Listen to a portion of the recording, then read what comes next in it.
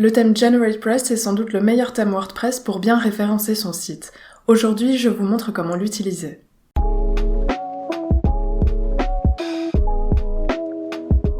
Bonjour, c'est Nora et sur cette chaîne, je vous aide à optimiser votre site WordPress. En plus d'être léger, rapide et bien optimisé, le thème GeneratePress est aussi relativement simple d'utilisation. Je vous montre ça tout de suite.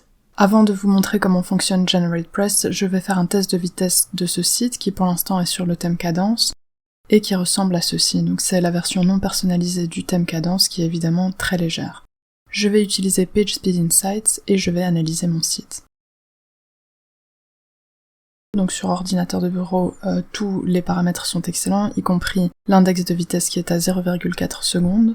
Sur mobile, j'ai un indice de vitesse de 2 secondes et demie, en sachant que sur ce site, je n'ai pas d'extension de cache et je n'ai pas activé mon cache côté serveur non plus. Donc c'est le site sans optimisation. Je ferai le même test avec la version non personnalisée de GeneratePress. Pour commencer, je vais installer le thème, donc je vais aller dans Apparence thème, je vais cliquer sur Ajouter et je vais faire une recherche pour GeneratePress. Je vais installer et activer ce thème. Et j'ai donc le menu GeneratePress qui s'est affiché ici, enfin qui s'est installé ici. Ceci c'est donc la version gratuite de GeneratePress, vous pouvez tout à fait utiliser GeneratePress sans utiliser la version premium. Pour ce tutoriel, je vais vous montrer la version premium, comment l'utiliser, et sachez que si vous utilisez la version gratuite, ce tutoriel vous servira également, simplement dans la version premium, il y a davantage de fonctionnalités. Pour utiliser la version premium, je vais devoir installer une extension que j'ai téléchargée sur le site de GeneratePress. Je vais donc aller dans Extension Ajouter et je vais téléverser mon extension GP Premium. J'ai sélectionné mon fichier GP Premium et je vais l'installer. Ensuite, dans Apparence, je reviens à mon menu GeneratePress et ici je peux installer ma clé de licence pour recevoir les mises à jour. Pour ça, je dois me rendre dans mon compte GeneratePress, donc c'est ici que j'avais téléchargé l'extension GP Premium et ensuite je vais ajouter ma clé de licence. Si je reviens à ma page d'accueil, je vais rafraîchir et mon site ressemble à ceci, donc c'est assez similaire à ce que j'avais sur Kadence. Je vais faire le même test de vitesse dans PageSpeed Insights. Donc je vais retenir ici que sur mobile j'avais un indice de vitesse de 2,5 et sur ordinateur de bureau j'avais un indice de vitesse de 0,4. Avec GeneratePress, j'arrive à 100% sur mobile et 100% sur ordinateur de bureau. L'indice de vitesse est de 0,3 sur ordinateur de bureau et de 1 seconde sur mobile. Évidemment, ces tests, il faut les réaliser plusieurs fois pour arriver à une moyenne, mais ici vous voyez que GeneratePress est légèrement plus rapide que Kadence pour la version non personnalisée. Je vais revenir à mon tableau de bord WordPress et à mon menu GeneratePress. Dans ce menu, on a d'abord la clé de licence qui vous donne accès aux modules, donc dans la version payante de GeneratePress. Ici, vous avez toute une série de modules qui vous donnent des fonctionnalités supplémentaires sur le thème. Je vous recommande de les activer si vous les utilisez et de bien les laisser désactiver si vous ne les utilisez pas. Pour ma part, je vais tout activer pour vous montrer comment fonctionne ce thème. Plus bas, vous avez également donc les fonctionnalités de personnalisation qui sont présentes dans le thème en version gratuite, et ensuite vous avez la possibilité d'importer ou d'exporter des paramètres du thème d'un site à un autre. En haut, vous avez le menu principal de GeneratePress, on retrouve le module éléments également sous apparence et éléments. On reviendra à ce module plus tard. Il y a également une bibliothèque de sites, l'assistance technique et la documentation de GeneratePress. En ce qui concerne la bibliothèque de sites, si vous ne voulez pas commencer à construire votre site à partir de zéro, vous pouvez télécharger et installer un modèle qui se trouve ici.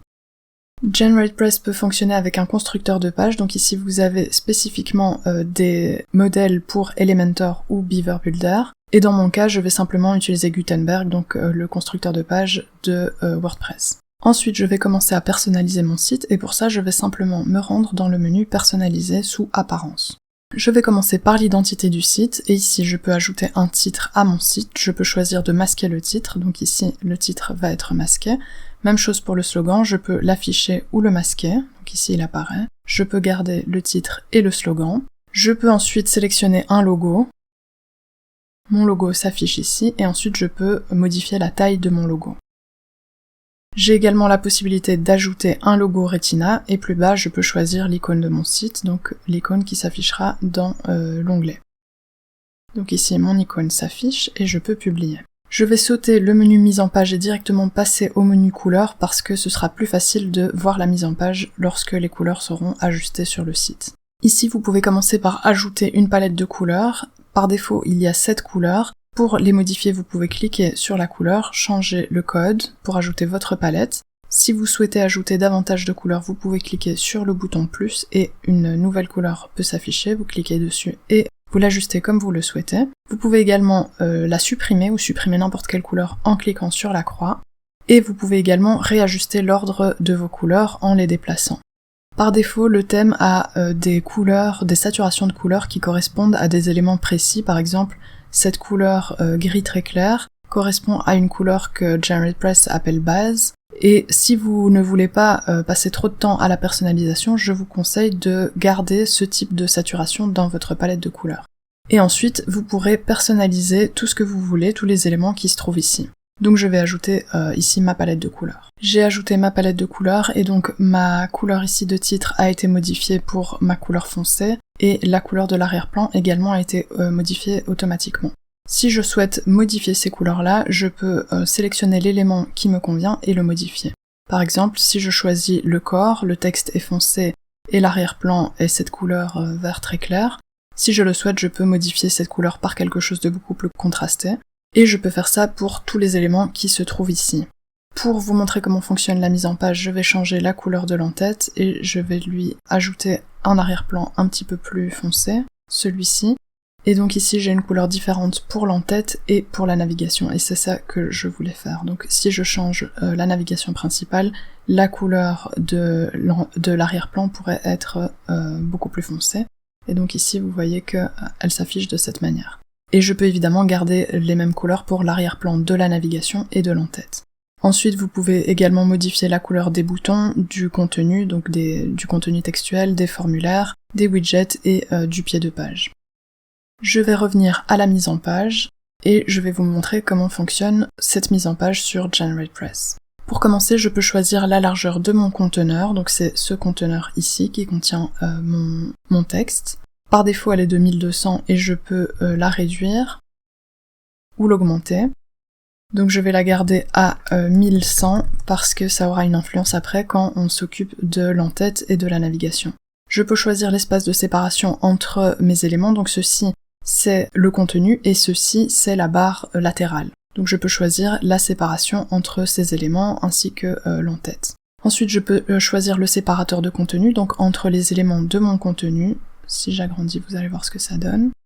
Je peux également choisir la disposition de mon contenu par des contenants séparés ou un seul contenant. Donc ici, j'ai un seul contenant pour mon contenu principal et ma barre latérale, et je peux avoir des contenants séparés. En ce qui concerne l'alignement du conteneur, je peux choisir le texte, donc que l'alignement soit sur le texte ou sur les boîtes, c'est-à-dire ici. Donc l'élément de mon entête s'aligne sur la boîte, alors que si je choisis texte, il s'aligne sur mon texte. Ensuite, je peux choisir la marge interne de mon contenu, donc ceci. Pour l'instant, elle est à 40 et je peux l'augmenter sur tous les côtés ou sur des côtés séparés. Ensuite, j'ai également la possibilité de choisir des éléments pour ordinateur ou pour mobile. Par exemple, si je clique sur l'icône mobile, je peux choisir une marge interne différente. Je vais publier. Et je passe à l'élément suivant qui est l'entête. Donc ici c'est la partie qui est en vert. Pour les réglages de l'entête, pour l'instant c'est la valeur actuelle. Ensuite je peux avoir la valeur par défaut qui est la même. Je peux régler mon entête de manière classique qui positionne l'entête au-dessus de la page d'accueil et qui ajoute le slogan. Ensuite je peux avoir la navigation avant mon entête, donc au-dessus. Je peux avoir la navigation après, et donc ici on n'a pas le slogan. Je peux avoir la navigation avant et que le tout soit centré, je peux avoir la navigation après et mes éléments sont également centrés, et je peux avoir la navigation à gauche, donc l'inverse de ce qu'on avait au départ. Je vais garder la navigation après pour que vous voyez comment la mise en page se fait. Ensuite, pour la largeur de l'entête, pour l'instant, elle est en largeur pleine page, je pourrais l'avoir en largeur contenu, c'est-à-dire que l'entête ici s'aligne sur la taille de mon contenu, à gauche le contenu principal et à droite la barre latérale. Même chose pour la largeur interne de l'entête, elle peut être alignée sur le contenu, c'est le cas actuellement, ou en version pleine page. Mais pour qu'elle s'aligne en version pleine page, il faut que sa largeur soit également en version pleine page. Donc si je l'aligne sur le contenu, elle est alignée sur le contenu et avec le texte du contenu. Je peux également choisir d'aligner mon entête à gauche, au centre ou à droite, indépendamment de la navigation. Ensuite, j'ai également la possibilité de modifier l'espacement de l'entête, de nouveau sur ordinateur et sur mobile. Et enfin, je peux utiliser la navigation comme en-tête, c'est-à-dire supprimer mon en-tête et n'avoir que la navigation à cet endroit-là, avec mon logo et mon titre du site. Et je peux également choisir d'activer ou de désactiver mon en-tête sur mobile. Si j'active l'en-tête sur mobile, je peux sélectionner un logo spécifique pour mobile, ou je peux choisir d'afficher le titre du site. Donc si je me rends sur la version mobile, je peux avoir le titre du site qui s'affiche à la place du logo. Ici, je n'ai pas de logo spécifique, mais si je sélectionne une image, le logo s'affichera. Donc je ne vais pas utiliser l'en-tête comme navigation. Et ensuite, je peux choisir d'épingler mon en-tête ou pas. Donc ici, elle n'est pas épinglée, elle n'est pas fixe. Et si je l'active, elle est fixe lorsque je défile. Pour terminer, je peux cacher mon en-tête au défilement, c'est-à-dire que ici, elle est d'abord cachée, et puis quand je remonte, elle s'affiche. Pour que l'en-tête soit fixe sur ordinateur, on a un autre réglage dans une section différente. Ensuite, j'ai les réglages de la navigation principale qui seront assez similaires à ceux de la navigation secondaire. Pour commencer, je peux donner un libellé à ma navigation principale sur mobile. Donc par exemple, si je reviens sur mobile, je pourrais donner le libellé menu à ma navigation, et donc ici, le libellé menu s'affiche. Ensuite, je peux modifier le point de rupture pour les appareils mobiles, donc par défaut c'est 768 et en général ça convient, mais je pourrais choisir une taille plus petite. Ensuite, j'ai le même type de réglage pour ma navigation que ce que j'avais pour l'en-tête, donc elle peut être alignée en pleine page ou sur le contenu, donc ici elle est alignée sur le contenu, je vais la laisser en pleine page. Même chose pour la largeur interne, qui peut être alignée en pleine page ou sur le contenu. Je peux aligner ma navigation à gauche, au centre ou à droite. Et je peux modifier, comme tout à l'heure, la position de ma navigation, donc sous l'en-tête, au-dessus de l'en-tête, elle peut flotter à droite, dans mon en-tête, ou à gauche, et donc là on a l'inverse. Elle peut être dans la colonne latérale de gauche, donc ici on ne le verra pas parce que mon contenu cache cette colonne. Si je mets la navigation dans la colonne latérale de droite, elle arrive ici, donc ici on la voit, et je peux aussi choisir de ne pas afficher ma navigation. Ensuite, je peux paramétrer comment mon menu déroulant, si j'ai un menu déroulant, comment il s'affiche, soit au survol du menu principal, soit en cliquant sur l'élément menu, soit en cliquant sur une flèche qui s'affiche à côté de l'élément menu. Et ensuite, je peux sélectionner la direction de mon menu déroulant, soit il s'ouvre vers la droite, soit vers la gauche. Je peux également activer la recherche dans ma navigation. Donc ici, j'ai une petite loupe qui s'affiche. Si je clique dessus, j'ai une recherche, un module de recherche qui s'ouvre. Et pour terminer, je peux choisir la largeur et la hauteur de mes éléments dans le menu principal et les sous-menus éventuels. Pour la navigation secondaire, ça se présente à peu près de la même manière, donc je pourrais avoir une navigation supplémentaire par exemple dans ma barre latérale de droite, et j'ai à peu près les mêmes paramètres qui sont disponibles. En ce qui concerne le menu fixe, donc que l'en-tête et la navigation soient fixes, au défilement, je peux les désactiver, les activer uniquement sur ordinateur ou uniquement sur mobile. Si j'active mon menu fixe, j'ai deux nouveaux paramètres qui s'affichent. Je peux choisir le type de transition, soit diapositive, soit fondu enchaîné, soit aucune transition, et aucune transition ça ressemble très fort à diapositive. Ensuite je peux choisir comme tout à l'heure de cacher mon menu fixe au défilement, et je peux sélectionner un logo différent pour mon menu fixe. Donc si je ne cache pas au défilement, mon menu fixe s'affiche ici, et je pourrais avoir un logo en plus puisqu'ici je n'ai que la navigation. Je peux également choisir la hauteur de mon élément ici. La section hors Canva concerne le menu, également sur mobile, sur ordinateur ou les deux, donc en général je vais uniquement l'activer sur mobile. Je vais vous montrer ce que ça donne. Si je clique sur le menu, j'ai ici une diapositive qui s'affiche et je peux aussi avoir un style superposition. Donc si je clique de nouveau sur le menu, ici j'ai un menu superposé avec normalement les éléments de mon menu. Je peux avoir un libellé pour le bouton de bascule sur ordinateur. Je peux choisir le style en superposition, donc ici j'aurai les éléments de ma navigation qui s'affichent les uns après les autres et je peux choisir leur hauteur. Et l'autre style proposé est le style diapositive, donc c'est une diapositive qui glisse soit depuis la gauche, soit depuis la droite. Et vous avez aussi la possibilité de changer la position du bouton fermé, donc à l'intérieur ou à l'extérieur. Donc ici il est à l'intérieur de ma diapositive.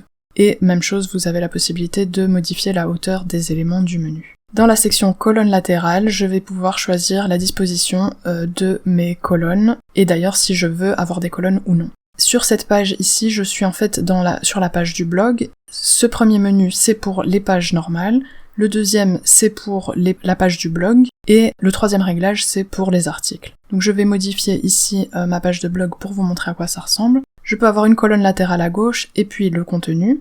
Donc ici, j'ai une colonne latérale et mon contenu, ou l'espace pour une colonne latérale. Ce qu'on avait au départ, c'était le contenu et la colonne latérale à droite, donc ma colonne est ici. Je peux avoir simplement le contenu qui prend toute la place sans colonne latérale.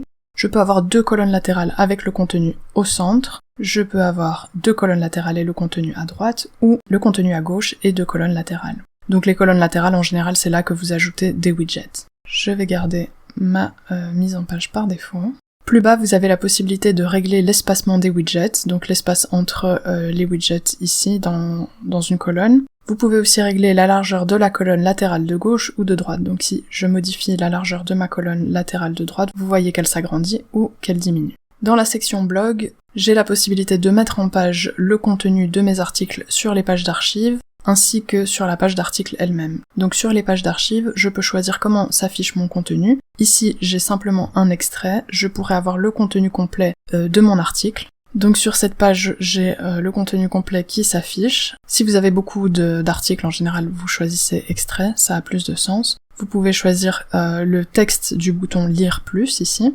et le nombre de mots pour l'extrait. Ensuite, vous avez la possibilité de choisir comment s'affichent les métadonnées. Donc ici, j'ai la date de l'article, l'auteur, et plus bas, j'ai les catégories et les étiquettes. Vous pouvez également utiliser le défilement infini. En général, je vous conseille de ne pas activer ceci parce que, en termes de performance, c'est assez mauvais. Pour l'article lui-même, ou un article, comme ici, vous avez également la possibilité de choisir les métadonnées qui s'affichent. Donc ici, j'ai la date. Si je désélectionne cette case, la date ne s'affiche plus. Donc ce sont les mêmes métadonnées d'articles. En ce qui concerne les images mises en avant, vous pouvez aussi choisir si elles s'affichent ou non, et si vous voulez afficher de l'espace ou non. Par exemple, je peux décocher les images mises en avant des pages d'archives, et donc ici, mon image a disparu. Si je choisis de ne pas afficher d'espace autour des images, mon image prend tout l'espace de mon contenant. Ensuite, j'ai la même possibilité pour les articles et pour les pages. Je peux également choisir l'emplacement de mon image mise en avant, donc sous le titre ou au-dessus du titre. Je peux choisir son alignement si elle ne prend pas tout l'espace, donc au centre, à gauche ou à droite. Je peux choisir la taille du média, donc je pourrais avoir une image beaucoup plus petite. Et je peux sélectionner une largeur et une hauteur personnalisées. J'ai des paramètres identiques pour les pages d'articles, donc les pages d'articles individuels, ainsi que pour les pages elles-mêmes. Ensuite, je peux choisir d'afficher les articles en colonnes, donc sur les pages d'archives en particulier, et je peux choisir le nombre de colonnes. Donc ici, j'aurai 2 colonnes, une ici et une ici, ainsi que la barre latérale avec les widgets. Je peux choisir de mettre en avant le premier article, donc ici j'ai un article qui prendrait 2 colonnes et les articles suivants s'afficheraient en 2 colonnes, donc chacun sur une seule colonne. Je peux avoir davantage de colonnes, et je peux aussi avoir un affichage en mode gris. Ici, ça ne va pas fonctionner parce que je n'ai qu'un seul article, mais je pourrais avoir un affichage comme ça en mode gris. Dernier élément de mise en page, c'est le pied de page. Donc si je descends ici, je n'ai qu'une barre de pied de page. De la même manière que pour la navigation, je peux afficher mon pied de page en pleine page ou simplement sur le contenu. Je peux également aligner le contenu de mon pied de page sur le contenu de ma page ou en pleine page. Ici, on ne va pas voir la différence parce que je n'ai pas du contenu qui va suffisamment loin. Je peux choisir le nombre de widgets que j'afficherai dans mon pied de page, donc ici c'est la barre de pied de page, et je peux ajouter un pied de page qui s'afficherait au-dessus de cette barre de pied de page, et c'est là que je peux choisir le nombre de widgets dans cette barre de pied de page. Je peux activer ou désactiver le bouton de retour en haut, donc si je l'active, il s'affiche ici, et il me permet de remonter la page. Et ensuite, j'ai la possibilité de choisir l'espacement de ma zone de widget de pied de page et l'espacement de mon pied de page. Donc de nouveau, la zone de widget, c'est la zone qui serait au-dessus de cette barre de pied de page.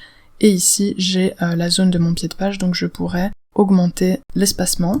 Et ma barre de pied de page ici s'est agrandie.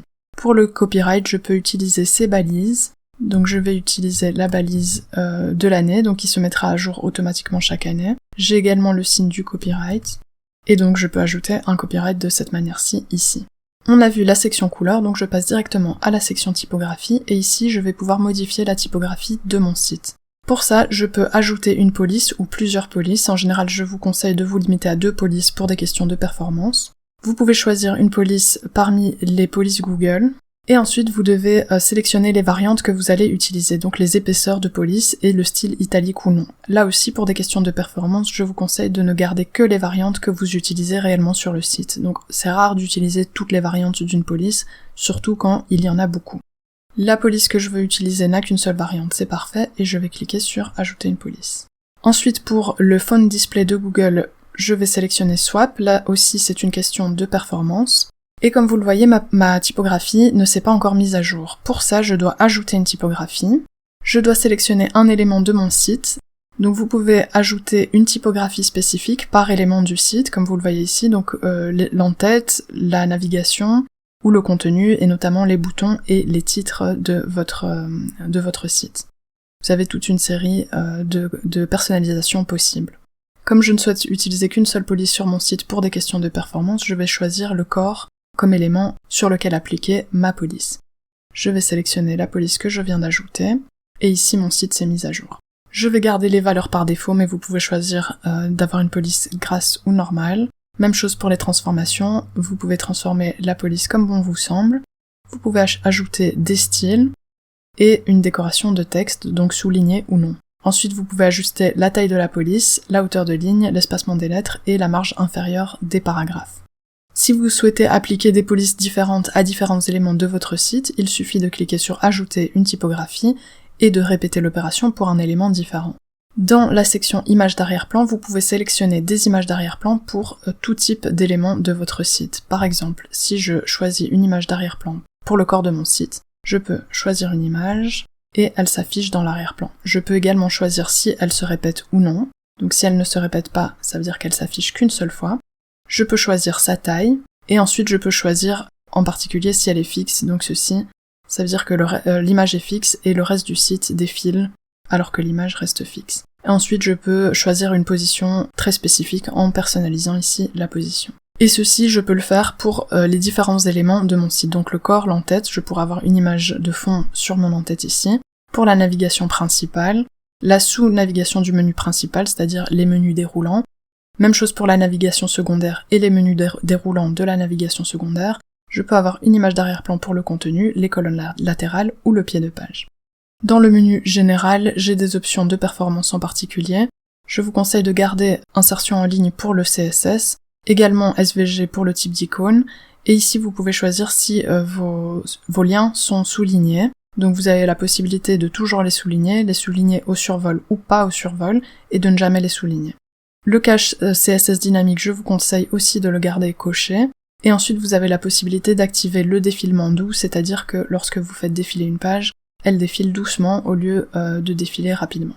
La section menu, c'est exactement la même section que vous retrouvez dans le tableau de bord WordPress sous apparence et menu. Vous pouvez créer des menus et choisir les emplacements de ces menus. Pareil pour les widgets. Vous pouvez choisir d'ajouter des widgets à cet endroit-ci, mais ils sont aussi disponibles dans la section apparence widget dans le tableau de bord de WordPress. Ici, je vais rapidement ajouter un widget dans la colonne latérale de droite pour que vous voyez ce que ça donne. Je vais ajouter un widget. Donc ici, dans ma colonne latérale de droite, j'ai le widget derniers articles qui s'affiche. Comme on a parlé du pied de page, je vais également ajouter un widget à mon pied de page pour que vous voyez comment ça se présente. Je vais ajouter du texte. Et mon texte s'affiche ici, au-dessus de ma barre de pied de page. Vous pouvez également ajouter des widgets à votre menu hors Canva, donc ça c'est le menu qui s'affiche sur mobile. Donc ici, vous pouvez avoir une navigation, mais vous pouvez également personnaliser cet espace comme bon vous semble, et notamment par exemple en ajoutant votre logo. Ensuite, la section Réglages de la page d'accueil, c'est la même section que vous retrouvez dans votre tableau de bord WordPress sous Réglages et Lecture. Vous pouvez choisir d'afficher les derniers articles sur votre page d'accueil ou de sélectionner une page statique. Donc ici, j'ai une page statique de présentation de mon site. Je vais garder les derniers articles. Et pour terminer, vous avez la section CSS additionnel dans laquelle vous pouvez ajouter du CSS si vous le souhaitez. Un autre module très puissant de GeneratePress, hormis les personnalisations qu'on vient de voir, c'est le module éléments. Ici, vous pouvez créer des éléments, soit des mises en page, soit du code, que vous pouvez afficher selon des règles précises sur votre site. Si je clique sur Ajouter un nouvel élément, je peux choisir le type d'élément, bloc, hook ou crochet, les crochets WordPress, mise en page ou en tête. L'élément probablement le plus versatile, c'est l'élément bloc, parce qu'il vous permet d'ajouter du contenu n'importe où sur votre site, à n'importe quelle place, et vous pouvez créer un bloc et l'afficher sur un crochet WordPress de votre site. L'élément bloc, c'est plutôt un élément de mise en page, donc si je choisis cet élément, je vais pouvoir utiliser mon constructeur de page pour créer un bloc. Ici, j'utilise Gutenberg, mais GeneratePress fonctionne avec d'autres constructeurs de page. Ensuite, je peux choisir mon type d'élément, donc par défaut, l'élément bloc, c'est un élément hook, mais je peux choisir tout ceci. Donc automatiquement, si je choisis que mon élément bloc est l'entête du site, je peux créer une entête spécifique, et je peux choisir où cette entête va s'afficher. Par exemple, je peux l'afficher sur tout le site et créer une entête personnalisée pour tout le site, mais je peux également l'afficher uniquement sur certaines pages comme vous le voyez ici. Je peux également l'afficher sur tous les articles, par exemple toutes les pages d'articles, certaines catégories d'articles. Même chose pour les archives, vous voyez ici que c'est assez versatile. Admettons que je souhaite créer une entête spécialement pour les articles, je vais sélectionner articles et tous les articles, et je peux également choisir d'exclure certains articles. Donc ici je vais également choisir article, et je peux choisir d'exclure un article au choix. Donc ici, le but c'est de créer des mises en page que vous allez afficher sur votre site selon des règles précises. Vous avez également la possibilité de choisir un affichage pour des utilisateurs, et notamment des utilisateurs connectés ou déconnectés, ainsi que des rôles d'utilisateurs précis. C'est particulièrement utile si vous ne voulez pas afficher certaines parties de votre site à des utilisateurs qui ne sont par exemple pas connectés, ou au contraire, à des utilisateurs connectés qui n'ont pas besoin de voir cette mise en page précise. Donc l'élément bloc, c'est un élément qui est très versatile pour créer des mises en page spécifiques pour certaines pages et des mises en page tout à fait personnalisées. Comme on a parlé de mise en page, on va passer à l'élément mise en page. Et cet élément, à la différence de l'élément bloc, vous permet de créer des modèles complets de mise en page. Donc l'élément bloc vous permet de créer des éléments de mise en page sur une page, là où l'élément mise en page vous permet de créer un modèle de mise en page complet, donc pour une page complète. Pour commencer, vous pouvez choisir l'agencement de votre colonne latérale et de votre contenu. Ensuite, vous avez la possibilité de choisir comment se présente votre pied de page, donc le nombre de widgets que vous allez insérer dans votre pied de page. Vous pouvez choisir de désactiver certains éléments pour ce modèle de mise en page précis. La partie contenu vous permet d'agencer la manière dont votre contenu va se présenter, donc soit en mode pleine page, soit en mode contenu. Vous pouvez également choisir une largeur spécifique pour le contenu de votre mise en page. Dans les règles d'affichage, vous pouvez choisir à quel contenu vous voulez appliquer ce modèle de mise en page, le modèle que vous avez créé. Par exemple, vous pouvez typiquement choisir de créer un modèle de mise en page pour des articles, soit tous les articles de votre site, mais vous pouvez également choisir de créer un modèle de mise en page spécifique et de l'appliquer à des articles dans une certaine catégorie, donc une catégorie précise que vous choisissez ici. Et en ce qui concerne les catégories, vous pouvez également choisir de créer un modèle de mise en page et de l'appliquer aux catégories de votre site. Et de la même manière, vous pouvez choisir la catégorie à laquelle vous souhaitez appliquer ce modèle de mise en page, ou vous pouvez l'appliquer à toutes les catégories. Vous avez également des règles d'exclusion qui fonctionnent de la même manière, et vous pouvez aussi choisir d'afficher cette mise en page pour des utilisateurs connectés ou non. J'ai oublié de mentionner les notes internes pour l'élément bloc, mais vous avez des notes internes pour tous les types d'éléments. Ce sont des notes pour vous qui n'apparaîtront pas sur le site. L'élément hook vous permet de la même manière d'ajouter du code personnalisé. Si vous pouvez ajouter du code à votre site, vous avez les mêmes règles d'affichage ainsi que la possibilité d'ajouter des notes. Et dans les réglages, vous pouvez choisir où votre code s'affiche en fonction des crochets de WordPress et du thème GeneratePress. Vous avez aussi la possibilité d'exécuter les codes courts dans votre code ainsi que PHP. Donc ici, si vous avez un code, par exemple Google Analytics, que vous devez ajouter dans l'entête de votre site, c'est ici que vous pouvez le faire. Pour terminer, on a l'élément entête qui vous permet de créer une entête spécifique pour votre site. Donc vous avez la possibilité de créer un bloc entête, mais vous pouvez aussi créer une entête ici avec cet élément-ci. Vous pouvez choisir de fusionner ou pas l'entête avec le contenu, ou uniquement sur ordinateur. Vous pouvez choisir un logo spécifique, l'emplacement de la navigation par rapport à l'entête. Vous pouvez créer une bannière en ajoutant du code personnalisé, vous avez également des balises dont vous pouvez vous servir dans votre code, et ensuite vous avez des éléments de mise en page pour l'entête, les mêmes règles d'affichage, et les notes internes. Donc ces éléments dans GeneratePress sont particulièrement versatiles et en fait vous permettent de faire tout ce que vous voulez avec votre site et de créer n'importe quel type de page. La dernière chose à savoir sur GeneratePress, c'est qu'il existe une extension spécifique construite par l'équipe de GeneratePress qui s'appelle GenerateBlocks, qui sont des blocs que vous pouvez utiliser pour construire soit des éléments, soit vos articles et vos pages, et qui vous permettent de vous passer de constructeurs de pages supplémentaires. Donc normalement, Gutenberg et GenerateBlocks avec GeneratePress devraient suffire. Cette extension GenerateBlocks est gratuite et vous pouvez l'installer dans Extensions ajoutées. Vous faites la recherche pour GenerateBlocks. Donc que vous utilisiez la version gratuite ou la version payante de GeneratePress, je vous recommande d'installer et d'activer cette extension également. J'espère que ce tutoriel vous a été utile et que vous pourrez mieux référencer votre site. Si c'est le cas, n'hésitez pas à liker cette vidéo et à vous abonner. Vous pouvez me poser vos questions en commentaire et je vous dis à bientôt.